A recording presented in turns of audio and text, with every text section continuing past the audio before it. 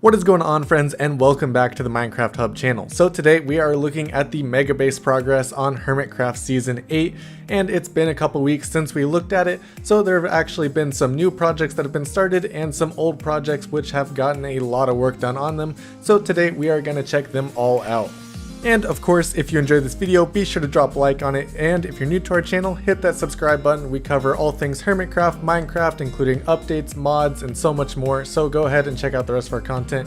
Let's jump right into today's video. So first up today, Hypno has actually started working on his base and he's built a giant mushroom. I think this base looks really good so far. He's done a great job of keeping a very natural design and not making it just a straight mushroom like they naturally spawn. He also had to use a lot of carpet on the outside of it because once he built the top of the mushroom, he was having trouble with mob spawning because it made the sides very dark. He has a lot of ideas about things that he wants to do with the mushroom, maybe creating windows out these sides, but he's also started work on the interior in his most recent episode, so hopefully we see what his actual plans are very soon. The inside of the mushroom is much bigger than it seems from the outside, and he has a lot of room to work with. Right now he's creating different platforms out of spruce wood and moss, and I think it looks really good so far. He's doing a great job of putting the interior together, and I can't wait to see the finished product. He's done a lot of glowberries and leaves and things like that to make it very natural, and it looks great. Next up, we are checking out iJevin, who, as we said before, was creating a big slime hole all the way down to bedrock, and of course this is a massive project because of how big the hole actually is that he's building. So he had some help from Tango and actually built a giant sorting system in order to handle all the materials that are going to be dug out of the hole. And then in a live stream of Hermits helping Hermits, a bunch of the Hermits came, including Cupfan, Zombie Cleo, Joe Hills, and Suma, and they helped him dig some of the hole down, hopefully getting to bedrock very soon. This is definitely a massive project and is going to take a lot of time, but luckily the Hermits are helping each other out a lot this season, so that'll speed up this project a lot considering it is a huge radius circle, and I really can't wait to see it once he starts filling it with slime and everything that he's going to do with it.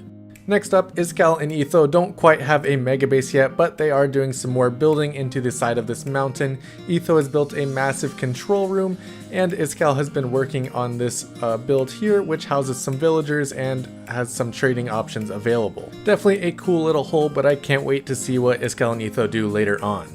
Next up, we are looking at Joe Hills and Zombie Cleo. Joe Hills built this little smithing hut right here, and it houses some furnaces, but this is of course not their mega base. Their mega base plans have been laid out here and built mostly by Zombie Cleo.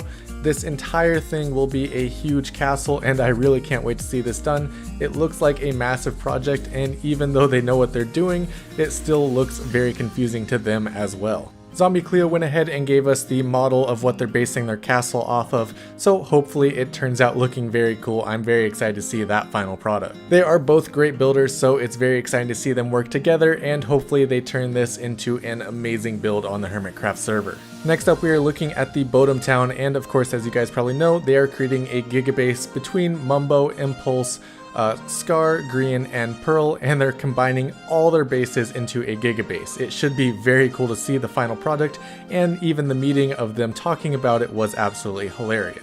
In this bottom hole, under the bottom pole, I propose a bottom goal. Let's all merge our bases into the first ever Hermitcraft Giga base. So of course those plans are going to be very interesting, but they're doing a lot of that work off camera and talking about how they're exactly going to design a mega base between all of them. Of course they all have their own ideas so far. Mumbo is of course building this incredible mountain. Impulse is making a factory. Green is also making a mountain and combining it with Mumbo, and that was already a plan, but now he's combining it with everybody else as well. We're not too sure what Pearl is doing yet, although she is terraforming a mountain, and Scar is still working on his mega starter base, so we really haven't seen his mega base ideas yet either. But here's Pearl's mountain, and this thing is looking absolutely amazing. She did a probably 15-hour terraforming project with a lot of jungle wood, moss blocks, grass, and so much more to make this mountain. She said it was a very long process, and I can't imagine building a mountain of this scale, so I assume it definitely was. She basically terraformed the 1.18 mountains all the way into this episode, so it's looking extremely cool already.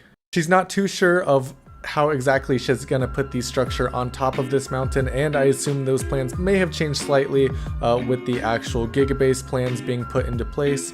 So I'm very excited to see how she builds her structure on this huge mountain. She also talked about maybe combining with Cubfan in the future because Cub is directly behind her, of course with the dripstone ravine, so hopefully that combination looks very cool as well, and you can actually see part of Cub's base right in the bottom frame of this video. It's definitely a very different style of terraforming than Mumbo and Green's terraforming that they've done so far, so it'll be very interesting to see how exactly they go about combining their bases for the actual Giga base. And next up we are looking at Scar, who has supposedly finally finished his mega starter base, and it's absolutely insane to look at. This is definitely the craziest starter house that I've ever seen, and the fact that he's still calling it a starter base makes absolutely no sense to me because this thing is absolutely massive and he's been working on it for hundreds of days so far. It's definitely a very cool build, and he's put a ton of details and work into it, especially with the amount of copper he's had to acquire for this build, and the amount of deep slate for it as well. Scar has always been a huge consumer of resources, so it's interesting to see how many resources he uses even just for the starter base, and if this is his starter house, how big will his mega base be, especially now that it's being combined with the rest of the Bodum town people.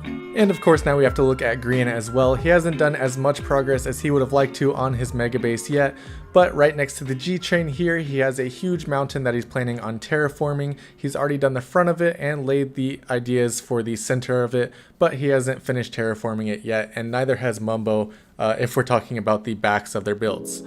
And last but not least of the Bodum town people, we have Impulse, who has a huge factory and has done an incredible amount of work so far. This is probably the most developed megabase so far on the server, and he's already been putting a ton of work to it and actually taking it vertical already. After putting these smoke towers, or whatever you call them, on top of this building, he actually said that this side of the base is actually done.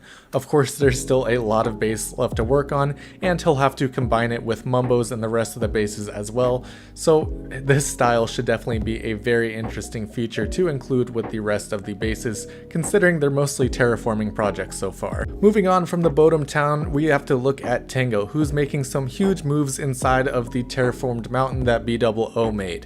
He's not too sure if this is even going to be his official base yet, but considering the amount of work he's doing inside of it, it's safe to say that he's probably going to be doing a lot more here.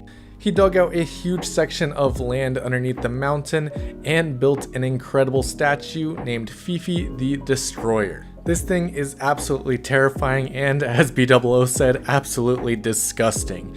But this statue should be able to protect the Big Eye Club storage system that Tango has also built underneath Fifi the Destroyer. This is a huge storage system that is actually dwarfed by the statue that Tango built, but it should hold all the items that the Big Eye Club will need. Next up, we are looking at Tinfoil Chief, who is actually working on his mega base now and building up a huge tower on this section of the ocean that he's got marked off. His original idea of where to put it was moved because of where Green's was going to go, but now that he's got it set, he can build this thing up and actually reach the potential that it had when he started it back in Hermitcraft Season 7. This was the base that he was going to build then, but now he's working on it again because he didn't quite get to finish it, so it definitely should be very interesting to see the final product of this build. I'm super hopeful that he's able to get it done this season because I'm very excited to see the final design, and I can't wait for it to be finished later up this season. He's obviously switched up the design a little bit considering he's using deep slate, but as he said before, this was supposed to be the design of Season 7. He's just changing it up a little bit with the blocks he's actually putting down. Next up, Wells Knight has actually taken some time away from building all his farms and creating the Yes Wings Club to start work on his megabase. This is in his creative world, and he's kind of showing off what his idea for the megabase actually is. This is just the start of it. He's going to do a lot more, but he wanted to show off the idea that he's having currently, which is some bridges around a giant floating island, and he's fortunately started work on the Hermitcraft server by building the outline of the base. Having built floating islands before, I know that this is a very hard project and is going to take a lot of time, so I'm very excited to see the final product of this, and especially the final design plans that he has for what's going to go on top of it and around it. The outline is already showing how big this is going to be though, so it's definitely going to take a lot of time to be able to fill in all the stone and everything that's going to go onto the sides of it before he even builds the bridges. Next up, we are looking at XB Crafted, who has finished up the glass dome and started adding a lot of the details into the build. He has a lot of copper in here, which looks great for now, but he is going to let it weather and turn into the greenish blue that it is, so that should look very cool as well once it's finally finished up its weathering process. The dome is looking amazing though, and he's put a lot of work into it as well. Even these sides here that you can see completely changed by the end of the episode and were filled in with water. The middle of the build he dug out into a large bowl, and the water kind of flows into that, but the center of it is still empty and covered up by all this moss and the pathed dirt.